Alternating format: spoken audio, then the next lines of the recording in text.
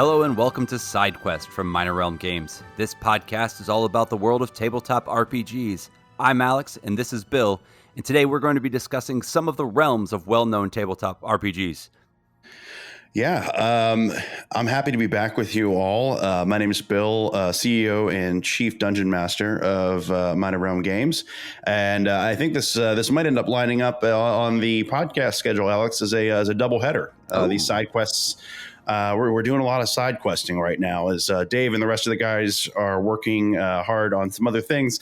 Alex and I have taken over the podcast airwaves in your ears for a couple of episodes. You get to level up more if you do side quest. That's right. We're giving you guys all the XP. So as Alex said, today we're talking about settings, worlds, realms, whatever you might call them, depending on the system in which you are enjoying at this very moment. Alex, I know we probably have 7-8 different kind of things to get through here. So why don't we jump right off into it? All right. So I don't think that you can talk about the worlds and realms of tabletop RPGs without starting at the foundation. Greyhawk and Blackmoor, created by Gary Gygax and Dave Arneson, respectively.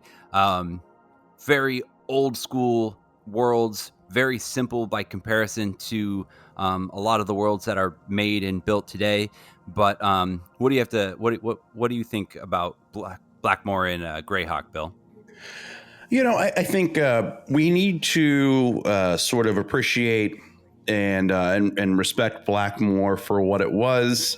It was, for all intents and purposes, the original sort of realm or setting for modular and adventure-based content. You have titles, some really interesting expansion titles out there. DA2, Temple of the Frog comes to mind. Right. Interesting higher magic level settings. And Blackmoor really refers to the Great Kingdom in general. So it is a sort of an area within Greyhawk proper that is further digested and explored. And, you could start at Adventures in Blackmoor, DA1, work your way up a handful of those modules, City of Gods, and then later on the Mystera products come out and make their appearance. But, so I think about Blackmoor as, hey, has its place.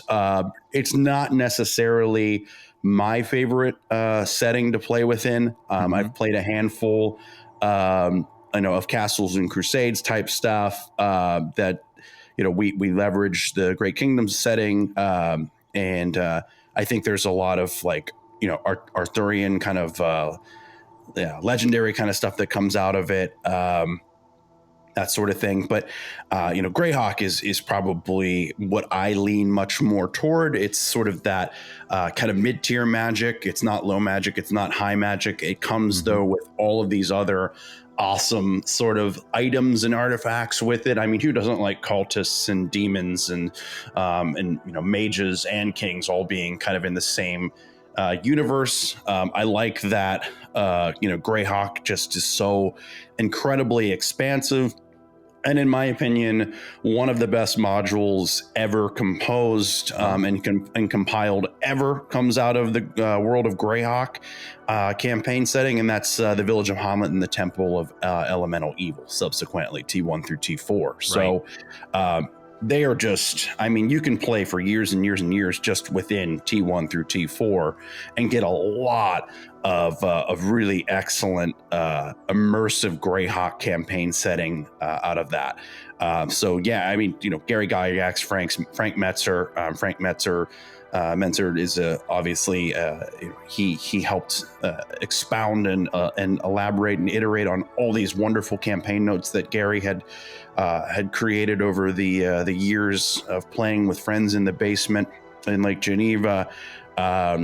It is it's just an infamous title in this game. I've actually played Village of Hamlet a handful of times. I've run it actually just as recently as this year.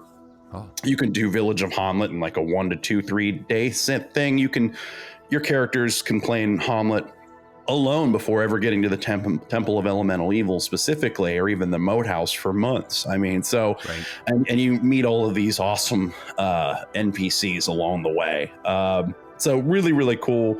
I love Greyhawk just to play around with. I modernize, change things, modify things. It's just such a incredible, expansive universe. I think it just has this just place in my heart that will forever lie as probably the greatest realm, greatest world ever created.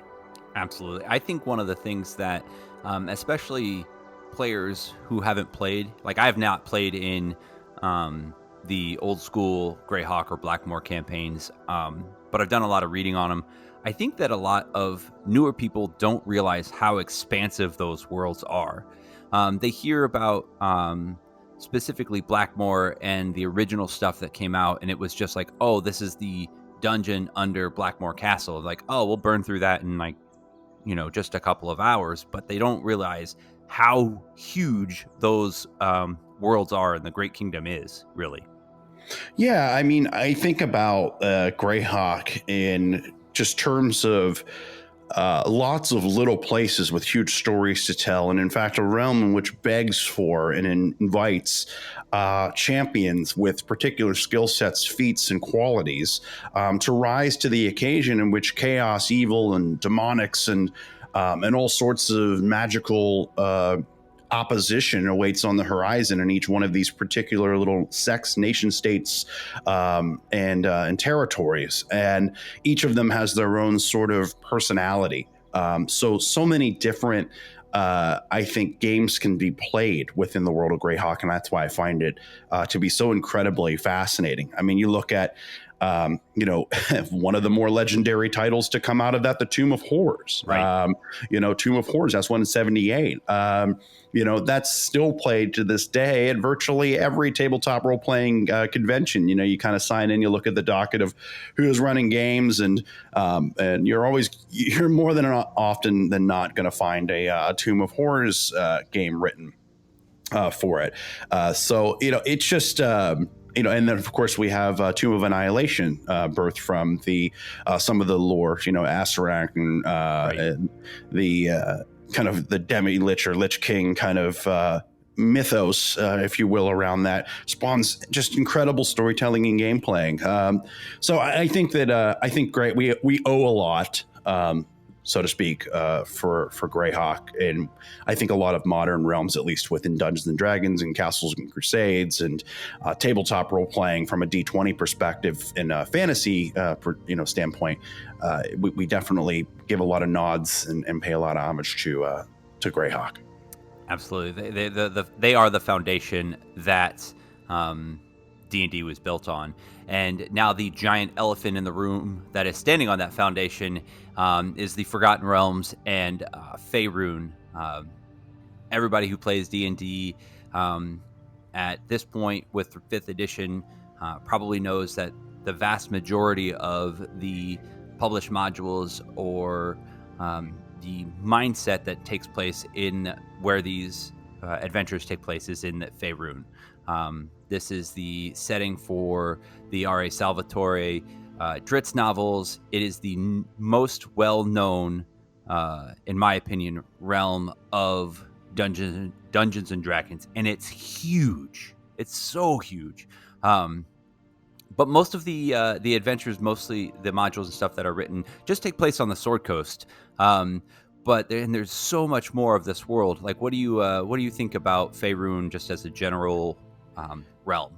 Well, yeah, I mean, you have some of the more classic and consistently told through generations and also multiple mediums, Baldur's Gate, Neverwinter.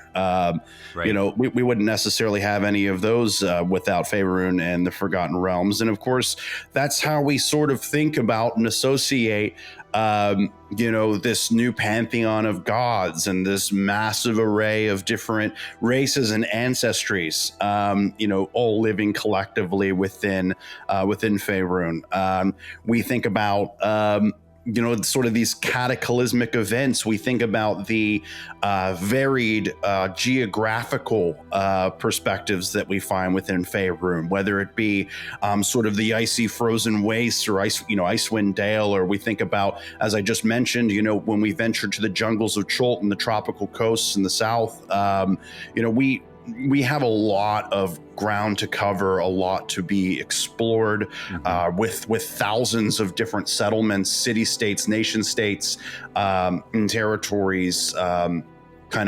We talked, I think, in the last episode very briefly about kind of the frontier and the expanse and the vastness of and how cool stories can be told within the terms of something to that nature. And it's I've certainly unbeknownst to me written a lot that seems to be quote unquote in the Forgotten Realms. I think the Forgotten Realms, of course, like many of these stories, borrows a lot from Icelandic tale and ancient lore and an actual sort of historical artifacts that have been recovered and then written about and transposed into these game formats. So I mean, put it this way. If you're not writing a game in the land of Faerun or in the Forgotten Realms, or at least you don't think you are, I'd probably read through a couple of these pieces of content over the last few decades. You'll find pretty quickly that you've written a story in the land of Faerun, and you just and you called your city state something else, right? For sure. It's definitely the most approachable and probably the most ubiquitously played and well known throughout consistent generations of gamers. Whether you started on Greyhawk and now you're more into Eberron or something else, you've probably played on the Sword Coast a time or two. Absolutely. I mean, it's like the default position, I feel like, and it just, whether you intend to end up there or not, it just kind of works its way there, because it just, like you said, it pulls you that way of sorts.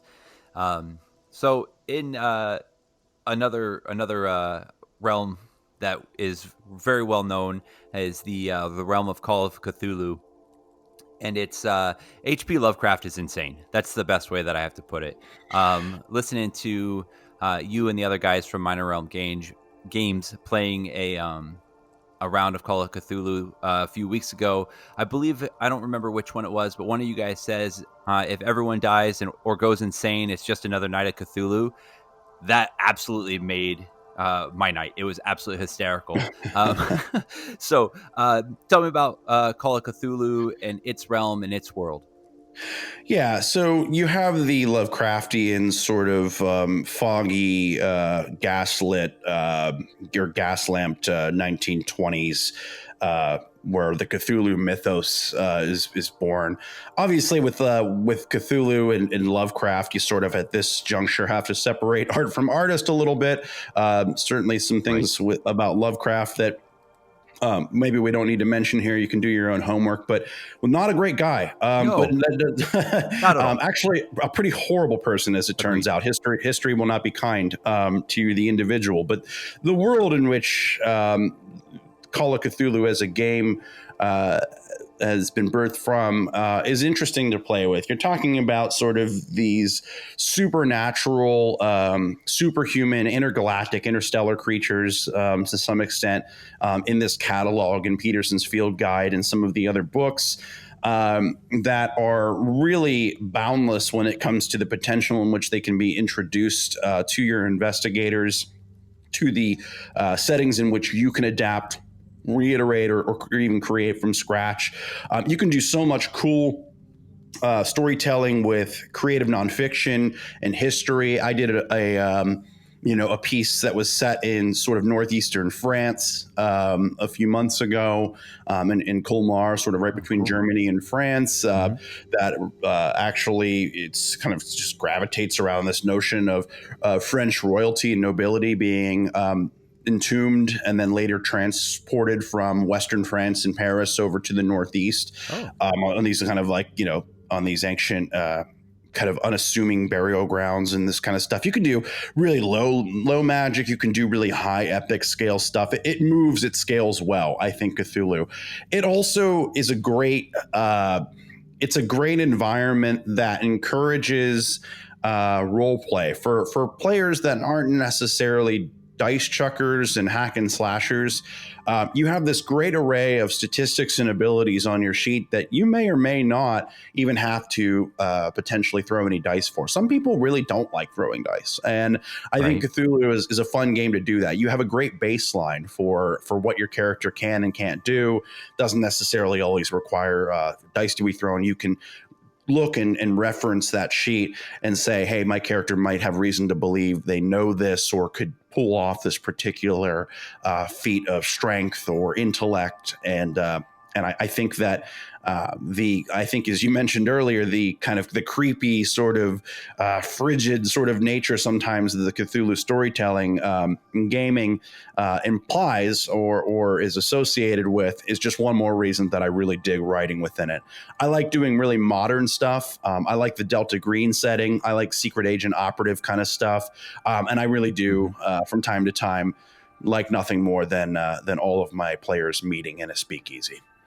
Do you mean to tell me that there are tabletop role players that don't feel the compulsion to just buy all of the ridiculous shiny plastic or various other polyhedral dice that are in the world? That must be a unicorn out there. Those don't really actually exist, do they? I think I'm becoming a unicorn. You know, I love all 3,000 sets of dice that I have. Right. But you're never going to roll them all. And I'm starting to get more to the point of like just sort of letting people be expressive in what they want to do and not sort of boxing in characters. I like the idea that people have specialties, but when it comes to like hearing or looking or observing, that like it's pretty solid reason to believe that all the characters in an investigative party could do that. We don't need to have everybody chuck dice for it. For sure. And I think there's, that's just me. Some people really like dice, and there's lots of systems out there for it. I think we're going to talk about a few worlds that leverage those systems. For sure. So, Cyberpunk, it's been around since 88. It takes place, when it came out in 88 was in 2020. 2020 is not what they had originally thought that this was going to be. I am sure. Isn't it? Maybe. Isn't maybe it? Not to the extreme. I don't know. I mean, dozens of wars being fought all over the world. Multi-billion-dollar megacorps owning all of our data and putting up towers and data centers all over the continent. I think it's whereas we sort of we tell stories and we fabricate and we tend to maximize and optimize the bounds in which these catastrophic or seemingly horrid events result in some type of wasteland or dystopia.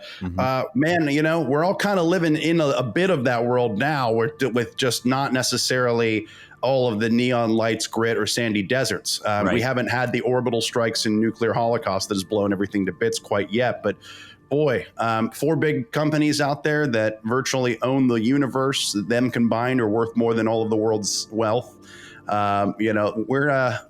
It's not so far from the story that Pondsmith attempts to tell. So, but yeah, 2020. We're moving ahead, right? So, Cyberpunk Red, we're in the 2040s, right. So, the idea of like just all of the part that of Cyberpunk that really kind of just gets me, and Dan Brown, the guy who wrote Angels and Demons, wrote a pretty good book on this too, and the name escapes me right now, but it talks about like how human beings are we're not going to be recognizable to ourselves in the future because we are going to become I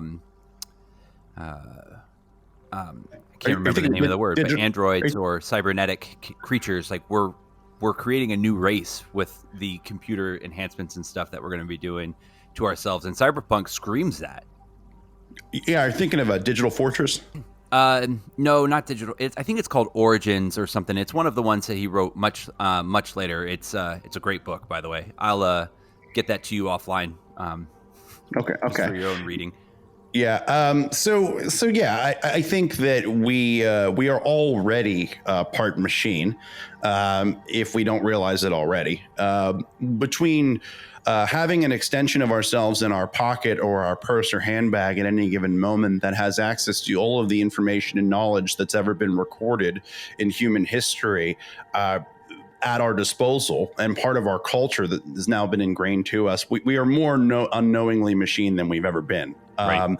And I think that in the way in which we absorb content and media, between targeted advertisement and the way in which we watch and absorb film and television, there's substantial reason to believe that throughout time, those mediums in which we are engaging with willingly will be manipulated further and further for more control. Right. So Right. I think these stories these stories aren't fictional. They're not fantasy, only to the extent that they're based and rooted within truths that are already being expressed and already being uncovered in so many ways, and have been, by the way, for decades, and really for centuries. When you think about some of the aberrant sort of isolated historical evidences and also the sort of the zeitgeist of it all. But I think Cyberpunk to me is fun because you kind of just get to just play Grand Theft Auto kind of a little bit in a Right. world in which you just want to kind of mess stuff up, right? You kind of want to disrupt stuff and you want to fight back. I like the idea of just rebellions and resurgences and booster gangs. And I like the fact that it's not easy to just walk into a tavern like D&D. It's not simple to just get your hands on new weaponry or equipment. Everything, even getting a sandwich or a bite to eat, is a challenge. There's no such thing as walking into a store and grabbing a cell phone Right. for a couple $100. I mean, in fact, those stores have all completely gone defunct and out of business. And most of the storage containers and the carriers and the cargo hulls have been left to rot and rust on the shorelines of foreign nations. The governments themselves are completely disbanded, and corporations now have far more influence and control than even the commander in chief. I think that it's fun to play with characters in that universe that are defining their own legacy, that are writing their own path forward, their own sort of future microcosmically within this disaster of a world that they have to awake within every day. Absolutely. So I two things. I use that handy dandy technology that we keep the information of the world in my pocket. The book is called Origin from Dan Brown. It's a really good read, much like most of his other books. And then so just to kind of play off of your statement there, like being the players or the characters in this world, like the rules of cyberpunk are style over substance. So even if you screw something up, as long as you look good doing it, that's all that mattered to him. Like, it's just like hysterical to me.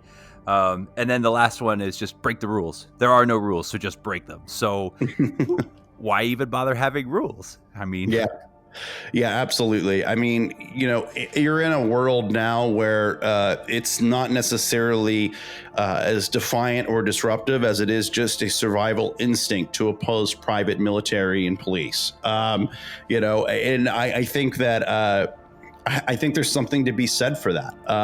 I think there's something to be said for, there's no system in which is bolstering or buttressing your livelihood and your success. It is only on you to perpetuate your survival and not your happiness. There's no such thing as happiness, your meaningfulness in this world. That's a really complex and pseudo-philosophic way to say that it's really cool to just put some heavy knucks or some big knucks and some heavy assault rifles on and go out and fuck shit up and tear down megacorps. So absolutely. Amen. All right. So, I feel like our conversations are always enjoyable and useful, and I love talking about. I feel like we should probably give our listeners something to implement in their own world, in their real world, to make their fake worlds in their games.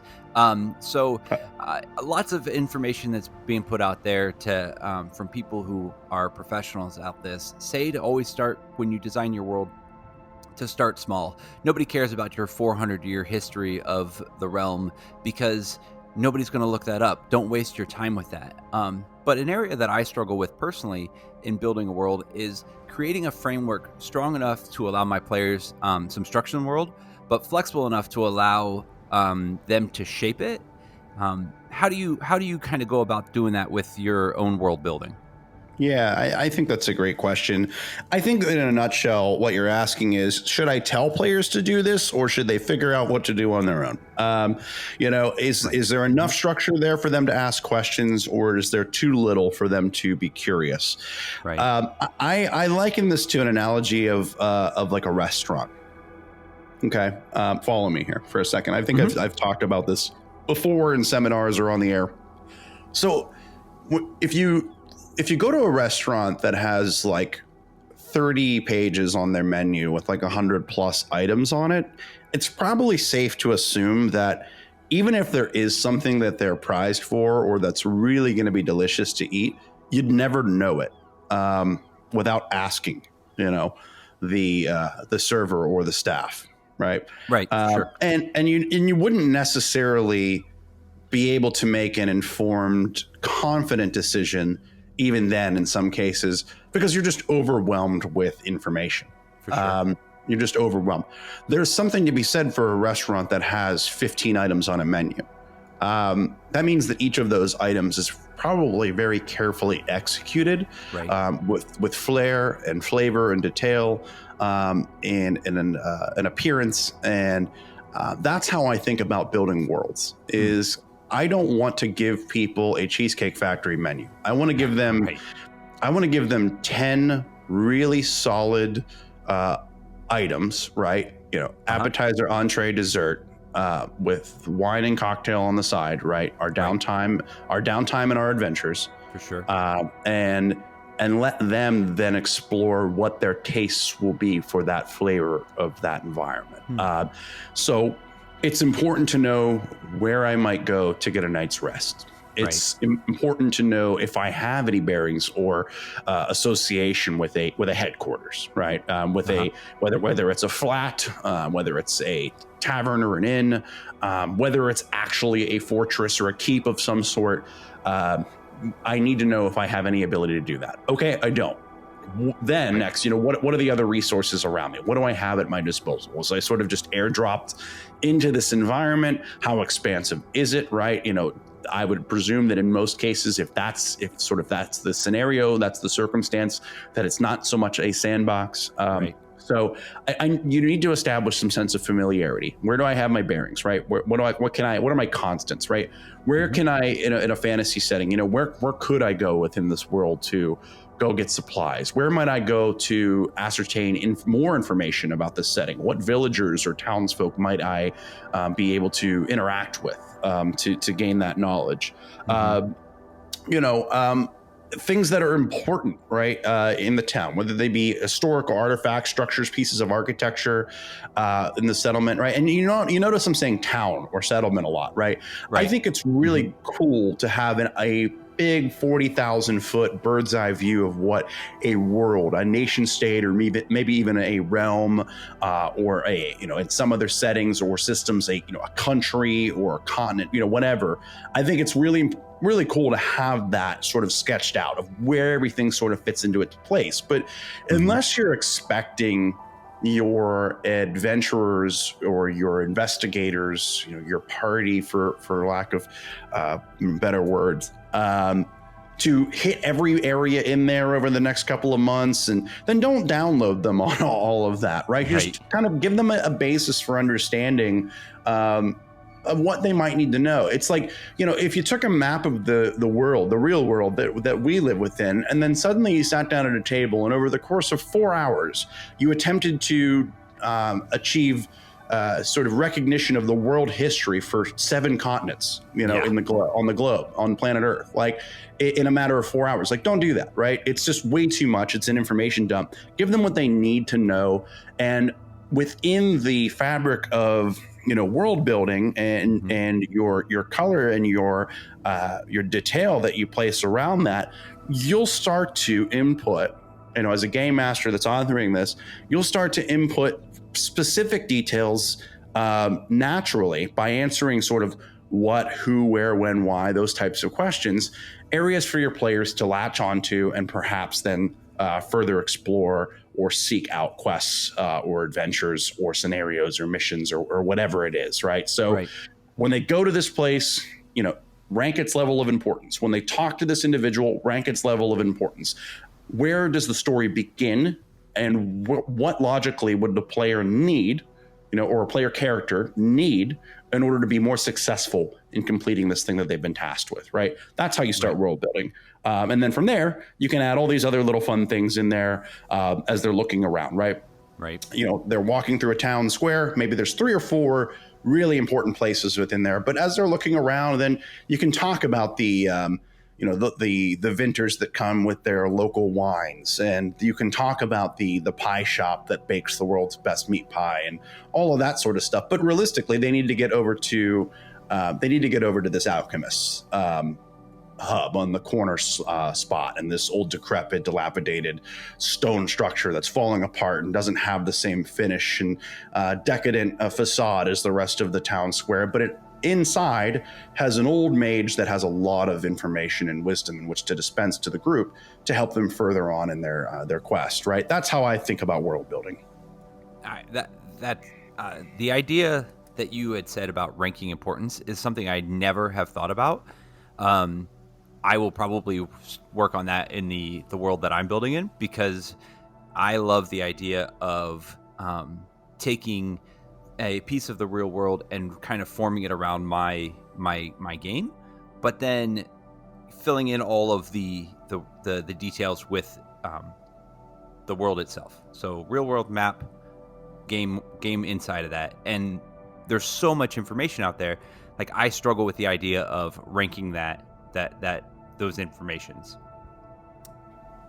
Yeah, no, I mean, it took me a while to understand that as well. If you don't start doing that, you tend to go the complete sort of, you tend to create this dichotomy between sandbox, everything, it's an open playground, versus railroading, where players are going to go one way or sort of another. If you give them one really important location, then they're going to try to just milk that juice, squeeze that for all the juice that they can get out of it, and you may not have that much game to write or story to tell within that place. On the opposite end of it, you give them a map of 40 places, and we're talking about the currency and the politics and the history for 30 minutes, 40 minutes, 50 minutes at a time, and all these little destinations and all these little settlements. And it's like, well, you guys start here and you meet in a tavern, and you don't give them anything else. Well, then it's like, all right, well, I'm going to go and check out this, and my character wants to go do that and this and that. It's like, whoa.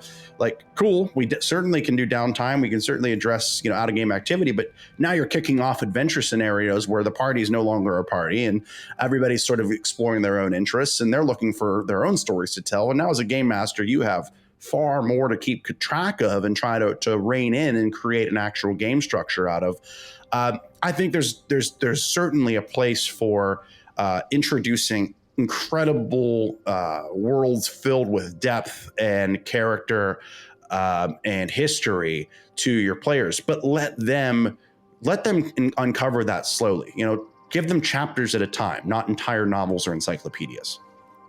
That's great. The chapters idea, fantastic. All right, so Minor Realm Games is coming out with Clock Strike 0 in August, and I'm not trying to get you to drop in any of the spoiler alerts that are going on there, but to the best of your ability, tell me about the world that Clock Strike 0 takes place in. Is it high magic? Is it low magic? Is it dark?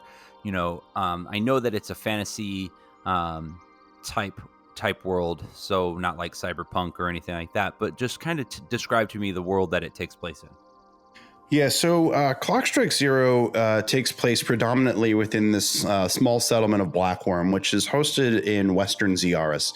Ziaris is a continent with a lot of familiarity to it, and not only its magic level, but in the fact that it's founded really by 3 legendary kingdoms, each established by historically speaking, immigrants that came from a more oppressive, tyrannical land off in the West.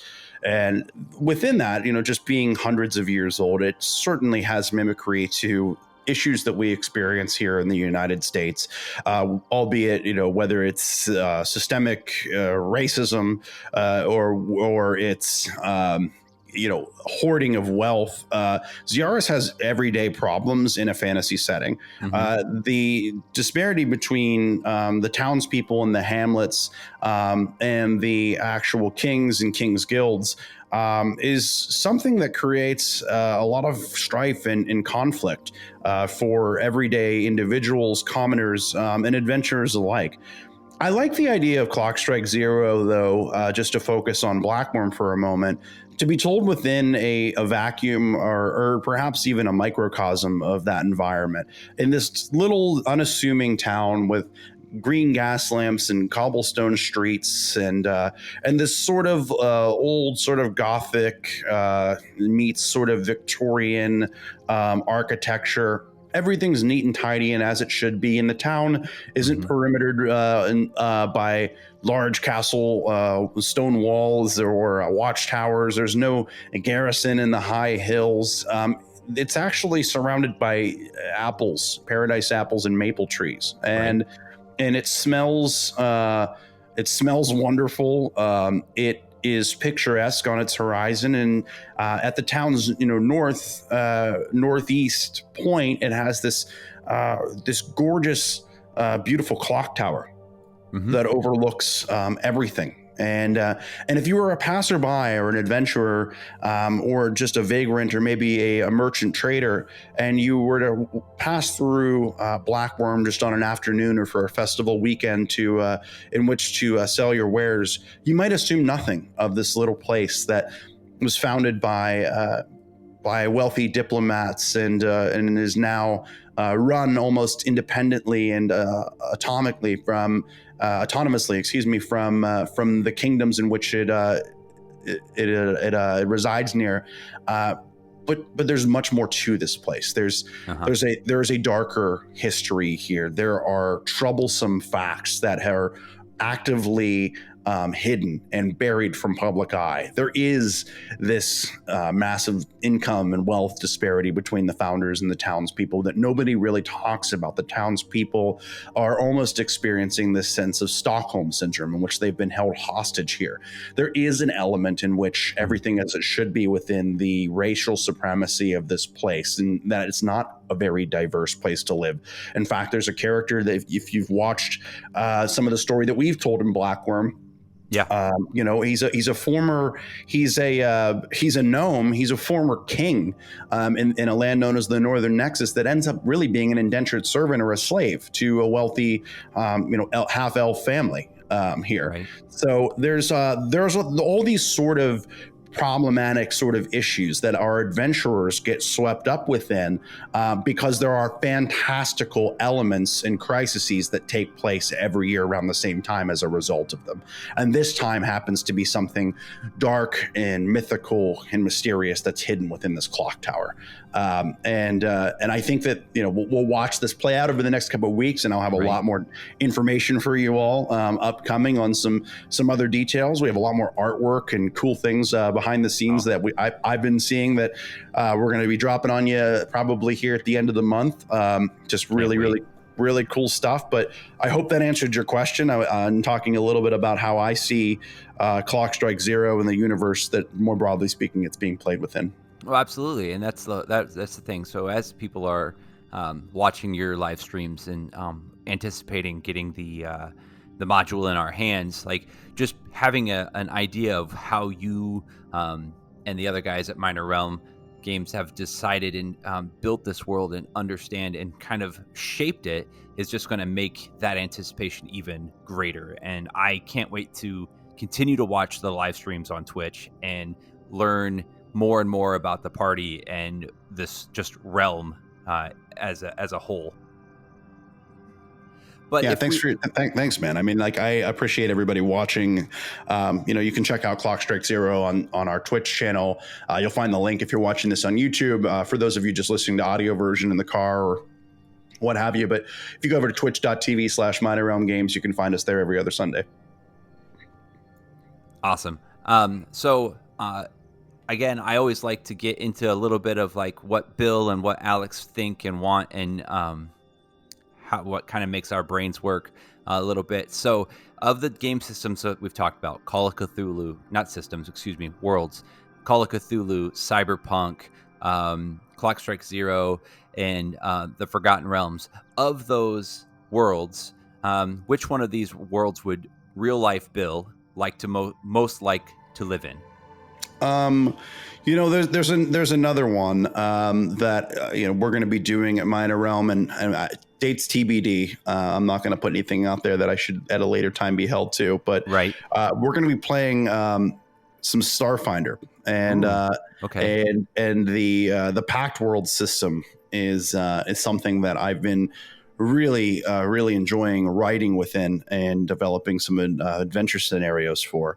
And I think, even though we didn't talk about this one today, that it has so much to it, because you have these universes and these ancestries and legacies left behind from the worlds created by Pathfinder, that have their particular place in time and space. Mm-hmm. You still have elves, you still have dwarves, you have some of these ancient races and ancestries and heritages out there in the galaxy, but you have all of these others that have come together in this uniformed piece in the future, millennia ahead.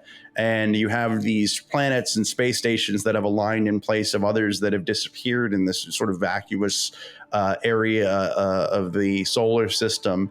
And I think that it would be really cool to just be a space explorer with all these different planets and all these different settings and realms in which you can explore diplomatically, Cool. peacefully, and then of course you have all of the sort of inner dimensions out there as well. You still have an astral plane, and you have areas within the vast out there in the expansive interstellar travels in which you might embark upon that are relatively unknown by those within this peaceful Pact World system in 317 AG. So Oh, outside of that, I think obviously would be super cool for me, at least for a while, to real life live VR play in Night City in 2043. I think that'd be right. super cool.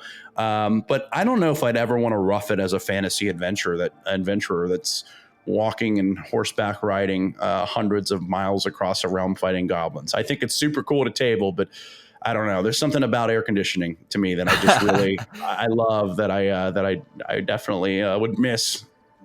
What So about you? I think that I feel like could be more along the lines of the much simpler mindset, because the idea of walking and horseback riding and giving up the air conditioning, if you will, that's simple. What's coming at you, even if it's goblins and things like that. But the Call of Cthulhu and Cyberpunk worlds, those are terrifying. You can't anticipate for anything. You can't think ahead of time. You're always on edge. Even if you're a commoner or an adventurer, like, you get up, you feed your cows, you milk them, and you go about your day. If you're an adventurer, you're like, well, hey, we're going to go and clear this dungeon now. So the Forgotten Realms, or in the fantasy world, is kind of where I would see myself thriving the most if it was in the real world. Fair enough. Yeah, fair enough. I mean, modern conveniences Right. are a thing for me, but I also just love technology, and magic's cool, but I like the idea of building a starship. I just think that's Oh, yeah, for sure. I just think that's up my alley. So Absolutely. Well, ladies and gentlemen, hippogriffs and humans, I want to say thank you for coming and being a part of this side quest today as we talked about worlds. Hey, Bill, where can we see Minor Realm Games on the interwebs? yeah, thanks so much, Alex, and thank you all for your support. You can continue to listen to this podcast on Spotify and YouTube exclusively at this time. Give us a follow at Minor Realm Games over on Twitter for all news and updates. You can find us on Twitch every single week, twitch.tv/Minor Realm Games. We have a Patreon, all sorts of other links there, running all sorts of games for charitable nonprofit organizations right now for worthy causes. So make sure that you tune in to our schedule, and if you see a game that you like on there, we're probably running it frequently, and you can check us out. coming up here at a couple of virtual conventions. More news on that coming your way, and lots to be announced for Kickstarter in August of this year. So with that, I will bid you guys adieu. Thanks again for the endless amount of support. I hope you've enjoyed another installment of SideQuest from Minor Realm Games RealmCast. For Alex, this is Bill. Happy gaming.